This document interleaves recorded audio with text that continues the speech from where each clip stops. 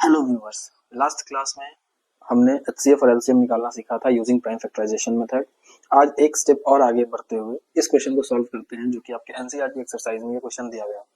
यूं तो हम इस क्वेश्चन को डायरेक्टली भी सॉल्व कर सकते हैं, लाइक कि दो नंबर्स दिए गए हैं, इन दोनों नंबर्स का एचसीएफ 9 दिया गया है और आपसे पूछा जा रहा है कि इन्हीं दोनों नंबर का एलसीएम निकालना है।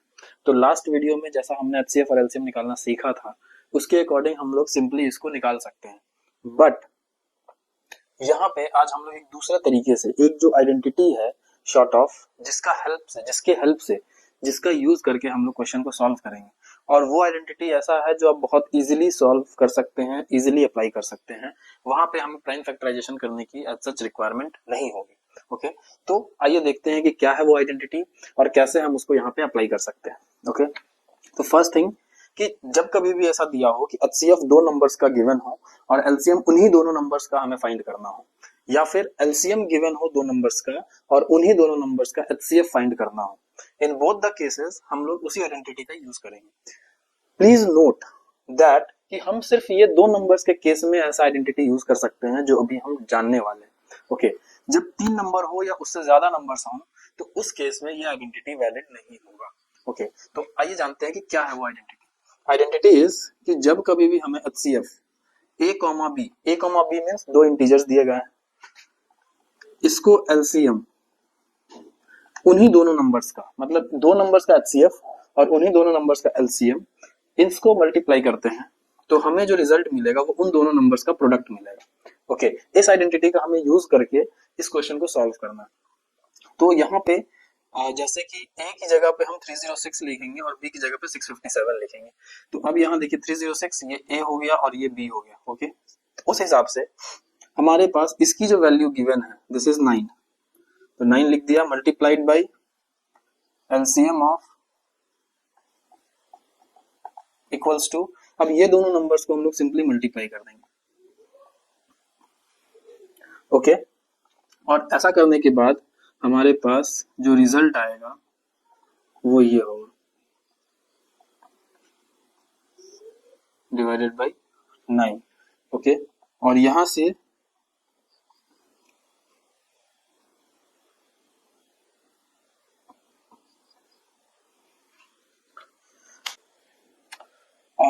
हम जब इसको सॉल्व करेंगे तो हमें ये आंसर मिलेगा 223338। तो हमने इसमें बिना फैक्टराइजेशन का यूज किए इस आइडेंटिटी का के हेल्प से हमने इस क्वेश्चन को बहुत इजीली सॉल्व कर लिया। इसमें थोड़ा सा कैलकुलेशन हो सकता है बट नॉट टू वरी, क्योंकि यहाँ पे गलती होने के चांसेस बहुत कम हो जाएंगे। Okay, so this is the way one should approach कि अगर दो नंबर्स का एचसीएफ या एलसीएम दोनों में से कुछ भी दिया गया है तो उसके हेल्प से हम दूसरा यानी एचसीएफ दिया है तो एलसीएम फाइंड कर सकते हैं, एलसीएम दिया है तो एचसीएफ फाइंड कर सकते हैं। Okay, so this is all about this question. Moving on to the next question. इसी एक्सरसाइज में और दो टाइप के क्वेश्चंस हैं जिसके बारे में हम लोग वन बाय वन अभी डिस्कस करेंगे। ओके, सो कहीं जाइएगा मत और बने रहिए हमारे साथ प्राइम ब्रेन पे। सो डियर लर्नर्स, इस क्वेश्चन की बात करते हैं। ये क्वेश्चन भी कई बार बोर्ड्स में पूछा गया है और इस क्वेश्चन की भी एक अलग ही खासियत है। That's why this is one of the type of question जो कि बोर्ड एग्जामिनेशंस में पूछे जाते हैं। इस क्वेश्चन को ज्यादा से ज्यादा 2 मार्क्स या 3 मार्क्स में पूछे जा सकते हैं। इस क्वेश्चन को सॉल्व करने से पहले या इस क्वेश्चन के आंसर को कैसे लिखना है उससे पहले हम इस क्वेश्चन को पहले समझ लेते हैं कि ये क्वेश्चन कहना क्या चाहता है। ओके, तो सबसे पहली चीज कि check whether 6 to the power n can end with the digit 0 for any natural number n। n को डिफाइन किया गया है किसी नेचुरल नंबर के लिए, और नेचुरल नंबर जैसा कि हम सभी जानते हैं कि counting numbers are called natural numbers. Okay, तो n is a natural number means 1 2 3 4 you have to take the value of n। Okay, तो यहाँ पे बेसिकली कहना ये चाह कि 6 टू द पावर n, क्या कभी भी 6 टू द पावर n की जो वैल्यू है वो उसका यूनिट प्लेस पे 0 आएगा या नहीं आएगा, this is the question they are asking. Okay, तो सबसे पहली चीज कि हम समझते हैं कि 6 टू द पावर 1 लेंगे तो हमारी वैल्यू आएगी 6। ओके, 6 टू द पावर 2 लेंगे तो वैल्यू आएगी 36। 6 टू द पावर 3 लेंगे तो वैल्यू आएगा 216 एंड सो ऑन। अगर आप यहाँ ध्यान से देखेंगे तो जो यूनिट प्लेस है वहां पे हमेशा 6 टू द पावर 1 लें, 2 लें, 3 लें, 6 टू द पावर 4 भी लेंगे तो भी यूनिट प्लेस पे वैल्यू 6 ही आएगी। 6 टू द पावर 5 भी लेंगे तो भी यूनिट प्लेस पे वैल्यू 6 आएगी। इट मींस कि no matter what we take the value of n, okay, you will always get 6 at unit place for 6 to the power n. Okay तो हम इस क्वेश्चन के लिए, इस स्पेसिफिक क्वेश्चन के लिए तो ये लिख सकते हैं कि yes this can not and with the digit 0. Okay but question ये है कि क्या हम ये ऑब्जर्व कर पाए हैं कि ऐसा कौन सा नंबर है या कौन से ऐसे इस तरह के नंबर्स हो सकते हैं जिसका एंड जो है या जिसका यूनिट प्लेस जो है वो 0 पे खत्म होगा. ओके तो आइए जानते हैं, समझते हैं कुछ एग्जांपल्स के साथ. ओके तो लाइक फॉर एग्जांपल एक नंबर हमने लिया 70. ओके इसका हम प्राइम फैक्टराइजेशन करते हैं. 70 टू द पावर n होगा. तो 70 टू द पावर n का मतलब बेसिकली है कि 70 को हमने n टाइम्स मल्टीप्लाई किया. ओके तो बेसिकली क्या है कि 70 का हमें फैक्टर्स लिखना है और 70 का जब हम फैक्टर्स लिखेंगे तो ये आएगा 1 होगा, 2 होगा, 5 होगा, देन 7 होगा, 10 होगा, 14 होगा, 35 होगा, 70 होगा. ओके ये तो हमने लिख दिया 70 के फैक्टर्स को. अब बोलेंगे सर 70 आपने पहले से सोच के रखा था नंबर. चलिए एक और नंबर लेते हैं 190. इसके फैक्टर्स को लिखेंगे तो ये भी होगा 1, 2, 5. इसके बाद होगा हमारे पास 10, देन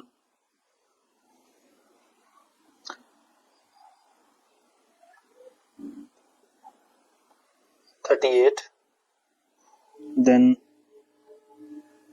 इट्स 95, देन 190 फैक्टर्स होंगे. अब आप जरा इन दोनों में ध्यान से देखेंगे तो दोनों में कुछ चीजें हैं जो कॉमन है. 1 तो सबका फैक्टर होता है अनडाउटेडली, ठीक है, लेकिन कुछ चीजें जो जिसका यूनिट प्लेस 0 पे खत्म हो रहा है. आप किसी भी नंबर को ले लीजिए जिसका यूनिट प्लेस 0 है. ओके उस नंबर का जब भी आप फैक्टर लिखना चाहेंगे तो आपको हमेशा दो फैक्टर है जो हमेशा कॉमन मिलेगा और वो दोनों फैक्टर होगा 2 और 5. आई होप कि आपको समझ में आ रहा हो. यूनिवर्स में इनफाइनाइट नंबर्स होते हैं. उन इनफाइनाइट नंबर्स में से हम कोई भी नंबर ऐसा उठाएं जिसके यूनिट प्लेस पे 0 है तो उसमें दो फैक्टर्स हैं जो कॉमन होंगे सब में, दैट इज 2 and 5 बोथ. दोनों साइमल्टेनियसली कॉमन होने चाहिए. ओके तो इट मींस कि या 2 हो या 5 हो, दोनों में से कोई एक होगा तो भी यूनिट प्लेस पे 0 नहीं मिलने वाला है हमें. इट मींस कि दोनों को साइमल्टेनियसली फैक्टर होना पड़ेगा उस नंबर का. Okay now coming back to the question. इस क्वेश्चन के हिसाब से 6 टू द पावर n है तो 6 टू द पावर n का मतलब है कि 6 to the power n can be written as 6 into 6 into 6 into 6 into और ये हमारा n टाइम्स. ओके और इसका मतलब ये है कि इसको जब हम प्राइम फैक्टराइजेशन करेंगे 6 का तो हमेशा बार बार हमें 2 into 2 2 into 3 into 2 into 3 into 2 into 3 करके ये भी n टाइम्स मिलेगा. ओके अब इसका मतलब ये है कि इसमें कहीं भी 2 के अलावा 5 नहीं आ रहा है और चूंकि 2 के अलावा 5 इस प्राइम फैक्टराइजेशन का पार्ट नहीं है, इट मींस कि हम डायरेक्टली से कह सकते हैं that 6 to the power n can never end with digit 0. Okay तो अब हम इसे लिखेंगे कैसे. तो जो लिखने का तरीका है वो ये है कि 2 and with the digit 0 we must have 2 and 5 both as a factor simultaneously. मतलब एक साथ दोनों फैक्टर होने चाहिए. we must have 2 and 5 both as a factor simultaneously. But in 6 to the power n we are having 2 and 3 as a factor. Here factor 5 is missing. Hence 6 to the power n can never end with the digit 0. Okay, for any natural number n. Okay तो I hope कि आपको ये question clear हुआ होगा कि इस question में पूछा क्या जा रहा था और हमें अप्रोच कैसे रखनी है। क्वेश्चन जो दिया गया है उसके अकॉर्डिंग ही हमें चलना है और लॉजिक लगाना है कि क्या क्या हो सकता है। अब मैं चाहता तो आपको ये बता सकता था कि 6 to the power 1 2 3 किसी में भी कभी भी आपको यूनिट प्लेस पे जीरो नहीं मिलेगा, यहाँ हमेशा 6 मिलेगा। But at the same time you must also think कि जीरो कम मिल सकता है। ओके, कौन कौन से केसेस है, कौन कौन से सिचुएशंस हैं जहां पे जीरो मिल सकता है। तो उसके लिए आपको ये विजुअलाइज करना होगा, ये थॉट प्रोसेस डेवलप करना होगा कि जीरो आने के लिए 2 और 5 दोनों का फैक्टर साइमल्टेनियसली होना जरूरी है। And here when we are talking about 6 to the power n, जहां पे 2 तो है बट 5 फैक्टर जो है वो मिसिंग है, and hence we can say that 6 to the power n can never end with digit 0। Okay, अब ये बताने के पीछे का रीजन ये था कि अब यही सेम क्वेश्चन को थोड़ा सा ट्विस्ट करके अगर वो पूछता है 4 to the power n, ओके, then also you can write the same answer, but वहां पे आप लिखेंगे we must have this is same but 4 to the power n we are having 2 as a factor, 5 factor is again missing। Okay okay, अब suppose यही question पूछा 10 to the power n के लिए, then you would be able to answer the question. Okay, अगर आपको लगता है कि आप यही same question check whether 10 to the power n can end with the digit 0 for any natural number n, ये आप कर सकते हैं, then write in the comment section कि हाँ आप कर सकते हैं after learning from here. Okay, so करते हैं नेक्स्ट क्वेश्चन को, समझते हैं। एक और टाइप का क्वेश्चन है इस एक्सरसाइज का जिसको हम अब समझेंगे और सॉल्व करने की कोशिश करेंगे। ओके, सो बने रहिए हमारे साथ प्राइम ब्रेन पे। सो लर्नर्स, इस टाइप का क्वेश्चन भी बोर्ड में पहले पूछा जा चुका है, इसलिए इस तरह के क्वेश्चंस को डिस्कस करना मुझे इंपॉर्टेंट लगा, रेलेवेंट लगा, इसलिए मैं आज आपके सामने एक और क्वेश्चन के साथ आया हूँ। ओके, यहाँ पे पूछा जा रहा है कि explain why this and this are composite numbers. Okay, हमें बेसिकली बोला जा रहा है कि ये नंबर और ये नंबर कंपोजिट है, ये हमें एक्सप्लेन करके बताइए कि क्यों। ये बहुत सिंपल सी चीज है कि अगर आपको कंपोजिट नंबर का डेफिनेशन मालूम है, that what composite numbers are, then you can easily explain the same thing. Okay, पहली चीज तो ये कि कंपोजिट नंबर्स क्या होता है। Composite numbers are the numbers having more than 2 factors. Okay, prime numbers and composite numbers ये दो पैरेलली चलने वाली चीज है। ओके, प्राइम नंबर्स होते हैं जिसके सिर्फ 2 फैक्टर्स होते हैं और वो दोनों फैक्टर्स भी बहुत सिंपल है, या तो 1 होगा या वो number itself. Okay, composite number जब भी आता है तो उस केस में हमें ये ध्यान रखना होता है कि 2 फैक्टर्स जो प्राइम नंबर्स में थे वो तो रहेगा ही, उसके अलावा किसी तीसरे फैक्टर को आप प्रूफ कर पाए कि हाँ इस नंबर का ये तीसरा फैक्टर भी एग्जिस्ट करता है, then you can say that yes this number is a composite number. This is as simple. Okay, तो इसके लिए हमें क्या करना है कि ये जो क्वेश्चन दिया गया है इस क्वेश्चन को हम ध्यान से देखते हैं।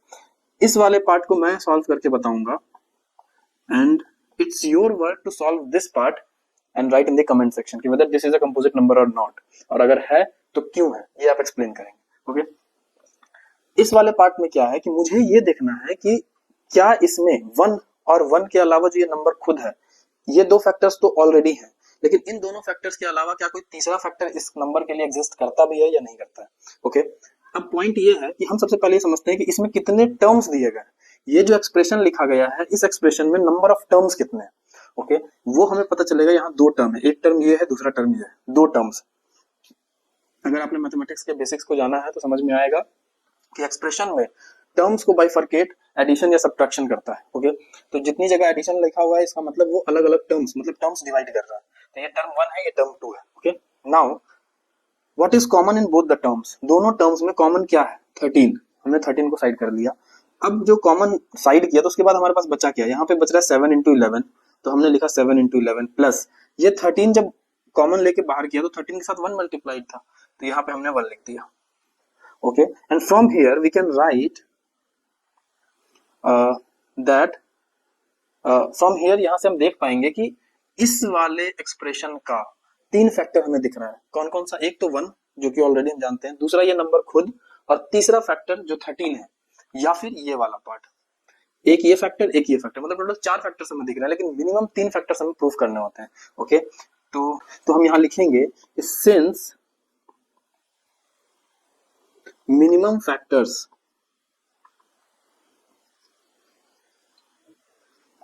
we need to explain a number to be composite